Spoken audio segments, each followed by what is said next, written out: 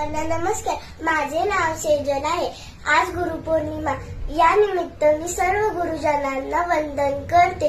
गुरुपौर्णिमेला व्यास पौर्णिमा असेही म्हणतात, कारण या दिवशी महर्षी व्यास यांचा जन्म झाला. आपल्या भारतीय संस्कृती मध्ये गुरुजनांना ईश्वराचे स्थान दिलेले आहे, कारण गुरु आपल्या अनमोल जीवनात ज्ञानाचा प्रकाश घेऊन येतात. हा दिवस आपल्या गुरूंविषयी कृतज्ञता व्यक्त करण्याचा आहे. गुरु आपले खरे मार्गदर्शक, प्रेरक आणि मित्र असतात. गुरूंचे महत्त्व शब्दात व्यक्त करता येत नाही, इतके महान असतात. शेवटी मला म्हणावेसे वाटते, गुरूंशिवाय ज्ञान नाही, ज्ञानाशिवाय आत्मा नाही.